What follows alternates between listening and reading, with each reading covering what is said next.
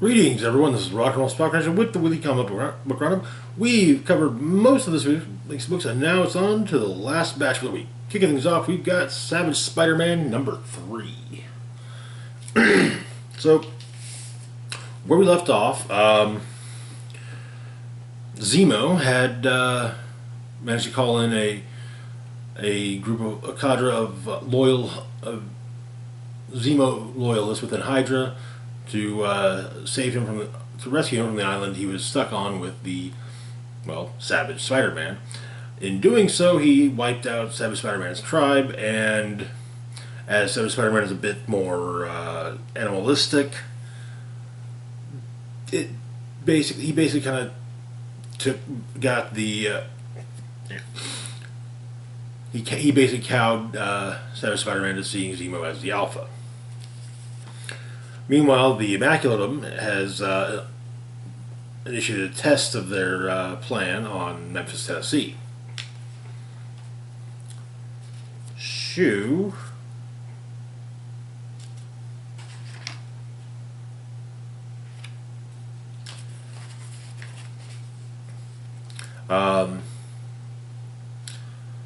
Zemo is currently conditioning his, shall we say, new pet. And the Immaculatum are viewing their handiwork.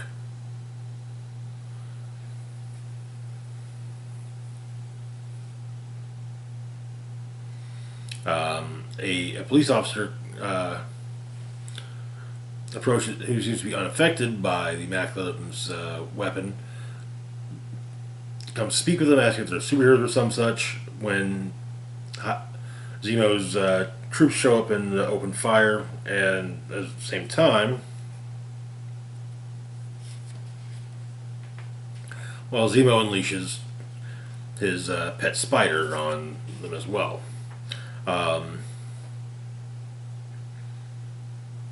But Zemo's got countermeasures to basically ensure that Spider-Man does what he wants.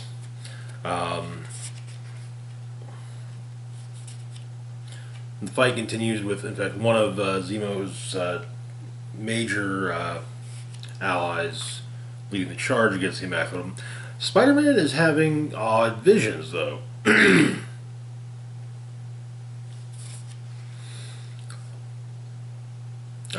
But Zemo's the Hydra ship that brought Zemo and crew to Memphis fires missiles at the city.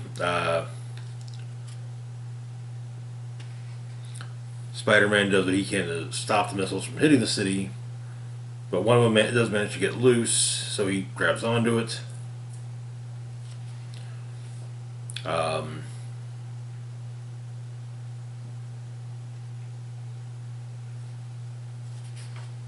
Zemo is briefly affected by the A+ serum, but he manages to maintain enough of his intelligence to kill one of the members of the Immaculatum, and calls dibs on Europe,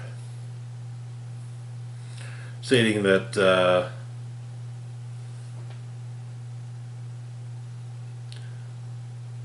people will inevitably get bored and someone will make a power grab, but within 100 years. But he appears to be long dead by then, maybe. But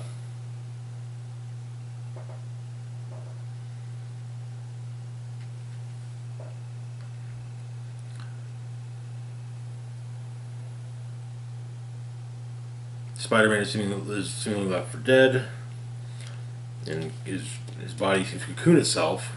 When he breaks out of the cocoon, he's back to being Peter Parker. And that is where the issue ends. This series is... it's not a bad mini, it's just not a great one. And I get the feeling we're coming towards that final issue. So, at least light at the end of the tunnel, right? It has its moments, but meh. Moving on to our next book, we've got Miles Morales, Spider-Man number 38. Where we left off, Miles and Shift ended up on yet another Earth. Only this one seemed to be ruled by Miles' clone, Selim. While trying to avoid troops from the Empire of the Spider, they still also opt to help people. And Miles and Shift run into Miles' little sister Billy, all grown up, seemingly part of a resistance movement. They're when Miles and Shift unmask, the assumption is that they must be body doubles for the Emperor. But they're soon taken to the General, Gank, who immediately upon seeing Miles knows it's him, and vouches. Does everything he can to vouch for them with Billy. But Gank catches Miles up on what's been going on, and that they've got a plan. Apparently, Selim doesn't seem to age. They figured this whole thing out. And so they're going to basically make it so that he doesn't have access to whatever it is that's causing him to not age. The device, whatever it is, being at in Prefecture 7 of the Empire of the Spider, formerly the Brooklyn Navy Yard. Also, it's explained that while Selim doesn't run the world, he has managed to basically put Brooklyn in a pocket dimension, which he does control. Upon attacking the Prefecture 7, the resistance movement runs into that Earth's shift. And Miles and Shift are able to take him down, but they have to really let loose.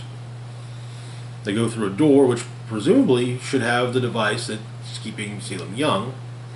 But it looks like a prison cell. And they look into the room, and there's an old man sitting in a wheelchair. As Miles gets closer, he realizes exactly who it is. It's Peter Parker. So it would seem that it's Peter's blood that's keeping Selim young. And that is where the issue ends. This definitely took an interesting turn, to say the least. I'm definitely liking this multiverse story with Miles. Hell, I'm loving all the multiverse love that's going on in Marvel. I get it. What If was a big hit on Disney Plus, so let's get readers used to the idea of a multiverse again. So, moving on to our next book, we've got Carnage, number 3. Where we'd left off, Carnage and the artist Kenneth Neely had went after Carnage's next target, Spot. While Detective Shade is apparently has a small part of the Carnage symbiote within him now, and is seemingly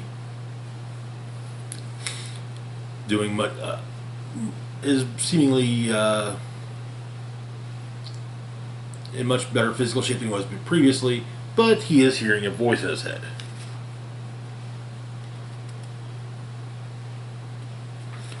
So we start off with Carnage and Carnage fighting Spot. Neely helps out Carnage and loses a hand in the process, while Spot is seemingly torn apart.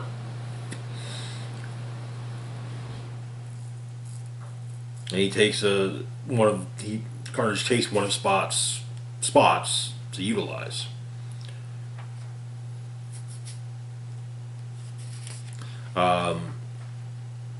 Shade is having issues with, being back and also hearing the voice in his head, and which makes him want to do, which is trying to convince him to do all manner of heinous things, such as killing one of the officers of the precinct, or going after the lieutenant. But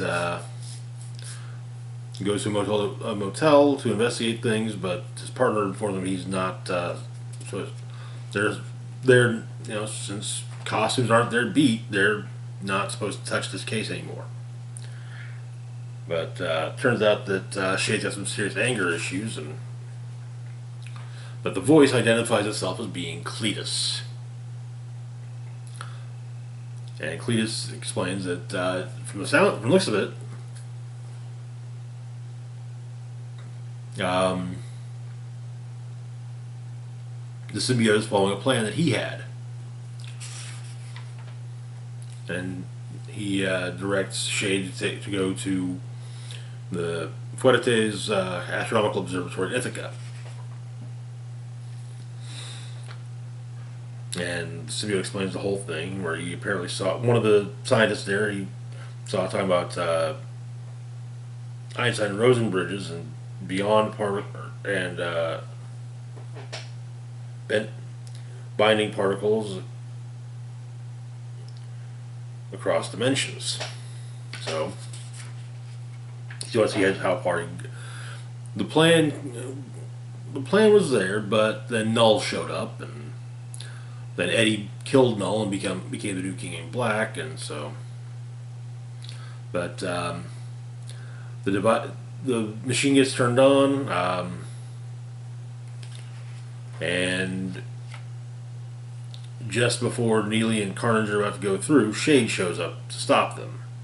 So it seems that the bit of Carnage within him is spreading to, is now beginning to show a little as well. And that is where the issue ends. I gotta say, I'm really enjoying the Carnage book, much more than I honestly thought I was going to.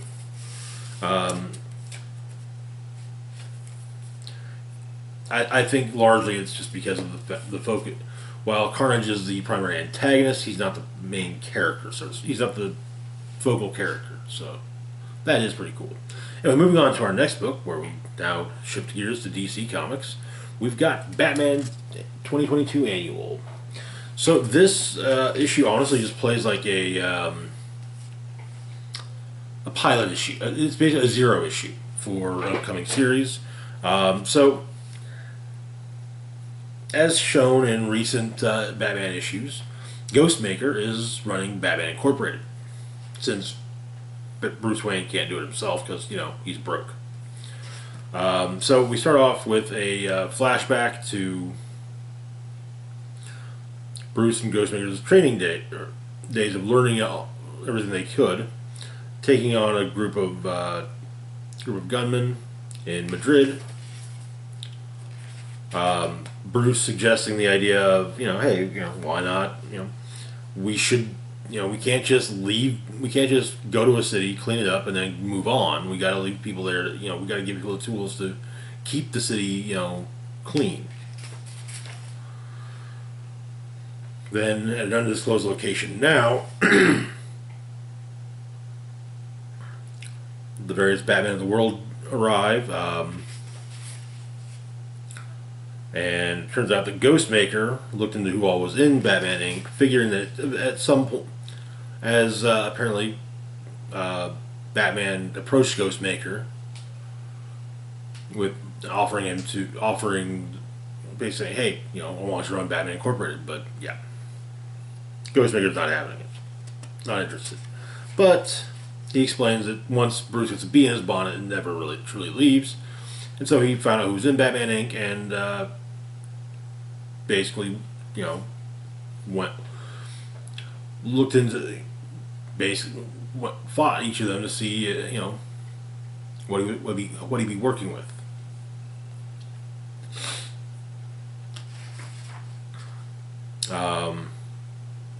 But he basically has a local Ghostmaker plan of local teams and international teams. And he splits everyone, sending Manabass back to the local. The idea basically being local is the minor leagues, international is the major leagues. Raven Red, Batman of Japan, international. Batman of China is local, with Ghostmaker stating that he's not ready and he hates that he just copied Batman's costume. Night is local, though they intend to follow. Ghostmaker wants to follow up on at a later date. Dark Ranger and El Gacho are international, and Ghostmaker sent to cut them after the whole Luthor problem. Night Runner is local. Wingman's going to be on the international team for the moment.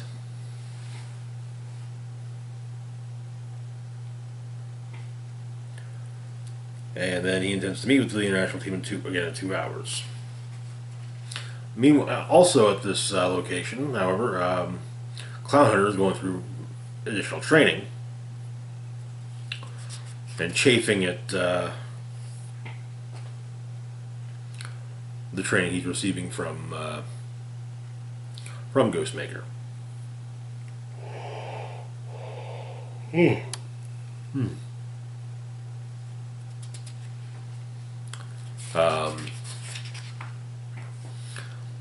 After the international team is brought back together, it turned out the plan is that they found out all the cities that Lex Luthor went to for his own Batman Incorporated program, to basically clean up the messes that Luthor left, because Lex did exactly what Ghostmaker would do: is he work on his install Batman. Well, not exactly, but to a degree, the same basic idea. He install Batman, and then let the give said Batman for that city support, but he was also checking to see what trying to make his perfect Batman Abyss. So they begin in Kazbek, Chechnya.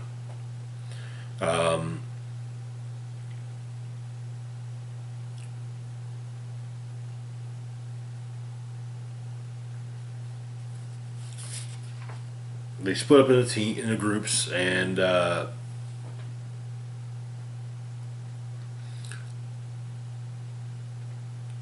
two of them get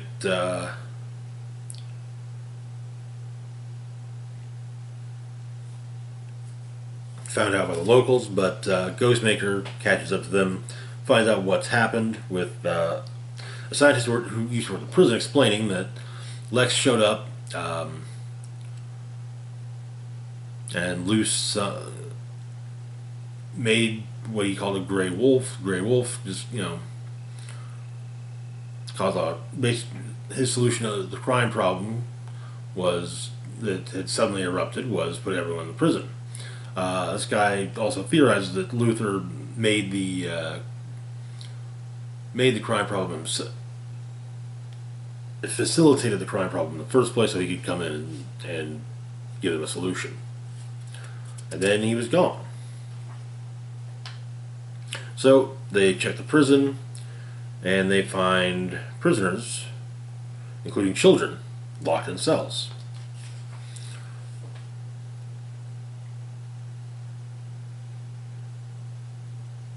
But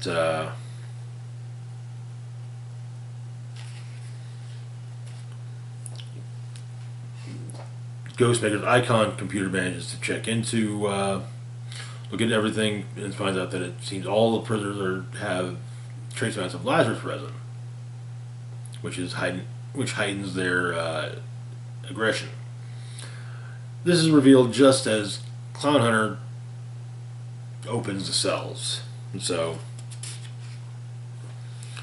the various Batmen are having to deal with the more aggressive populace, with Grey Wolf also trying to deal with them too.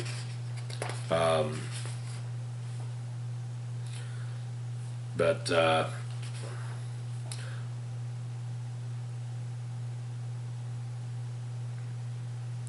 2 days later, the briefly infected members of Batman Incorporated are being given an antidote designed by Ghostmaker.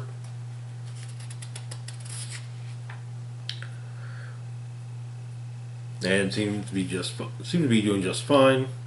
The elders, the remaining uninfected, are then given the antidote. As Batman Incorporated is leaving, Ghostmaker invites Grey Wolf to join the team, which Grey Wolf accepts. And that is where the issue ends, saying it will be continued in Batman Incorporated #1 this fall. Which kind of brings up an issue I've been having with DC quite a bit, of doing these like pilot stories where, with a promised book coming and that never shows up. I There was an Outsiders arc I recall in Batman Urban Legends. It was supposed to serve as a pilot, so to speak, for an upcoming Outsiders series that never came to fruition. So then there was also the end of the Grifter story in issue 5 of Urban Legends, stating that the Wildcats will return, and well, they haven't. Some of the members have popped back up, but yeah. I get that it's not the best idea to put a book out and say here you go, and hope that it sells well. If it does, and if it doesn't, can't you cancel it? But still, that's better than, I would say, a pilot book, where a pilot issue where you're just like, hey, yeah, this fall we're giving this, and then it never happens. So yeah. Moving on to our next book, we've got Justice League Road to Dark Crisis #1. So in Justice League 75, the League was killed. We got a few stories kind of setting up various things. We've got Team Up by Joshua Williamson and Dan Jurgens. Life of Purpose by Jeremy Adams and Rosie Campe. Survivors by Chuck Brown and Fico Ossio. The Pariah by Philip Kennedy Johnson and Leila DeLuca. Because the Night by Stephanie Phillips and Clayton Henry. And so Team Up features Nightwing and Superman, John Kent. Nightwing is dealing with Brick, usually a Green Arrow foe, and it seems like Dick's gonna take him down when Superman shows up and just takes him down all at once. And John's freaking out because of the League being dead, and then Nightwing says, it's like, your dad died before, years ago. And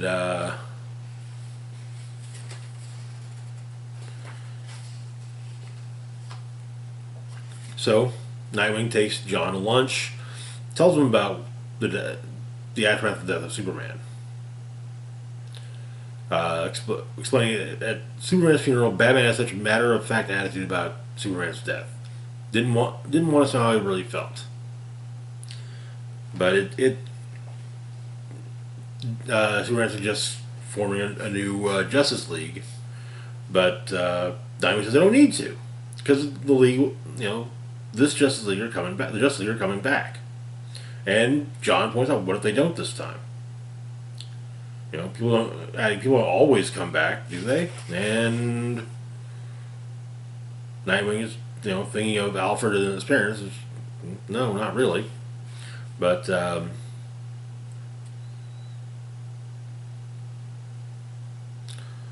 Kid Amazo and some Amazo prototypes show up, and so Nightwing and Superman team up once again to take them down. And Nightwing realizes that he's being a bit more like Bruce than he wants to let on. And so he might not be planning to form a Justice League, but he's not going to stop him from making one. Next, we've got Life of Purpose.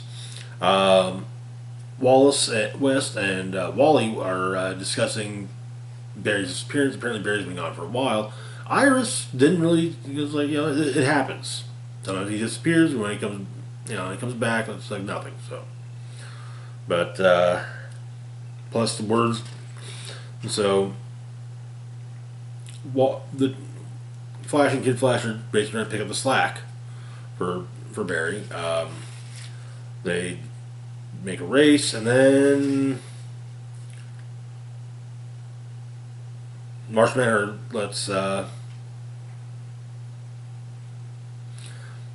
gets in touch with Wally. You know, basically say the League's dead.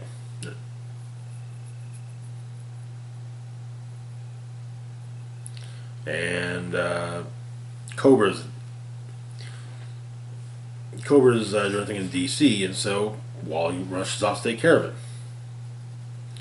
Next up, we've got Survivors, which features Green Lantern, Hal Jordan, and Aquaman, the new Aquaman.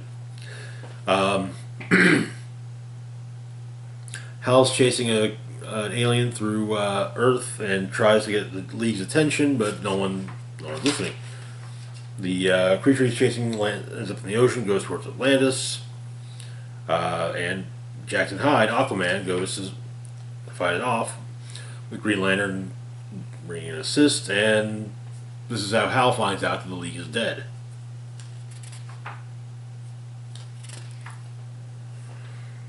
But rather than defeat the creature, they help it, and Hal helps it go back to where it initially came from.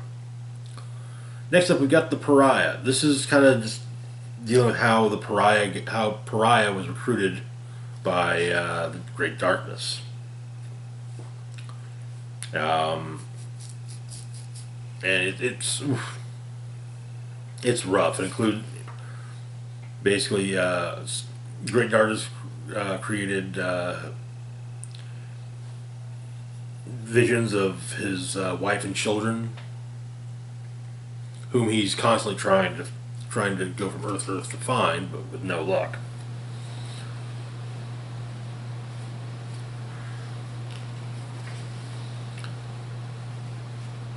And he's convinced to rebuild his machine and use it. And he says this time he will save the world. Next, we've got our final story, Because the Night. The villain Nocturna. There's a flashback to Gotham back then. The villain Nocturna is trying to steal something, gets caught by Batman. They fight. And the president, she once again tries to steal from a museum, and instead of Batman stopping her, it's Batgirl. Spoiler. They fight a bit. Of course, coming up the death of the Justice League coming up, and the fight kind of stops because they both do have an affinity for Batman, and so, or an affection for Batman. So, and Stephanie tries to talk Nocturne into maybe helping. On the roof of the museum, Nocturne is approached by Firefly, who recruits her to the secret society. And he states that Gotham feels like a black hole, and, well, the society has a plan. And it's much bigger than Gotham. And that is where the issue ends. Some interesting stories. Honestly, I think the best part of it is probably this cover. I mean, Pariah just kind of sitting there reading an old Justice League comic called Munching Popcorn. Fun stuff. I like it. Which brings us to our final book for the week, which technically takes place before that last one, Shadow War Omega, number 1, but it's not going to be number 2. So where we left off, Talia had seemingly killed Deathstroke, and the fake Deathstroke responsible for assassinating Ra's al Ghul was revealed to be none other than the Prince of Markovia himself, Brian Markov, better known as the superhero Geoforce. It's explained that Leviathan made a deal with made a legitimate offer with Markovia's parliament, basically kind of pushing the Markovs out. But when Leviathan fell, Talia went after all of their assets, and Markovia burned.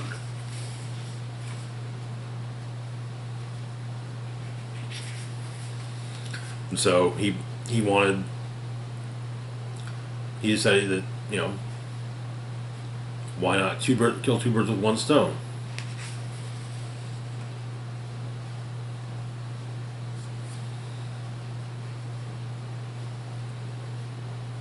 But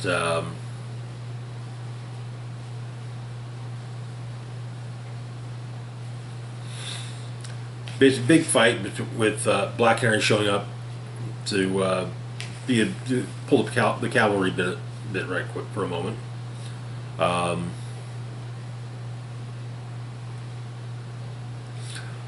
Talia, Robin, Black Canary, and Ravager joined forces against Geoforce, who is showing us what he can truly do with his powers.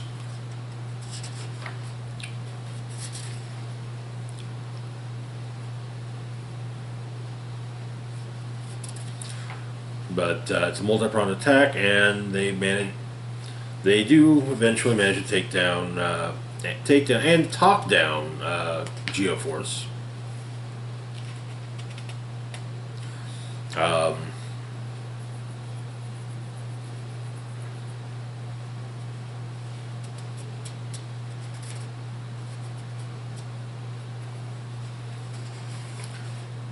And Robin manages to convince Talia not to kill Geoforce. He's turned over to the DEO. Apparently, Slade's body was taken by the secret society.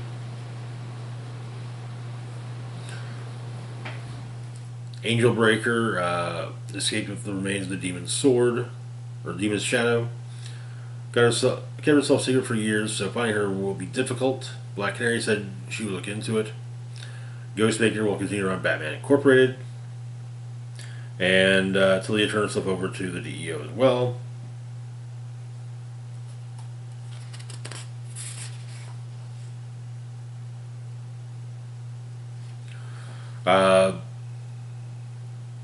Batman and Batman begins to work on reconciling things with Damian. They go off together to take on, who was it?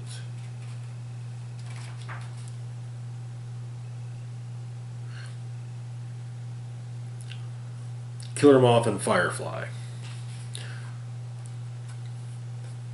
However, the issue isn't done yet. So I mentioned that the Secret Society took Slade's body. Well, they took his body to a Lazarus pit, dumped him in. But Count Vertigo knows something's wrong with the pit. It turns black.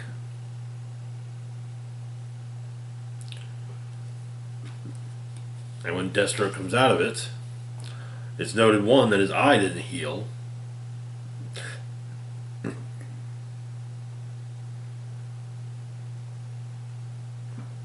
And Prometheus asks if they're still preparing for a crisis. To which Deathstroke says, screw a crisis. He's got a contract to complete. Or to finish. They're killing everyone. And that is where the issue ends. And the story, for that matter. I liked Shadow War. I really did. I have to. I should. The signs were all there to show about Geoforce, but it didn't fit to me. So yeah. But of course, it's like, oh yes, of course, that makes perfect sense. Anyway, that's going to do it for now. As always, feel free to like, share, and subscribe. Links to my Facebook, Twitter, Patreon, and PayPal can be found in the description box down below. This is Rock and Roll Spock signing off, saying live long and rock hard.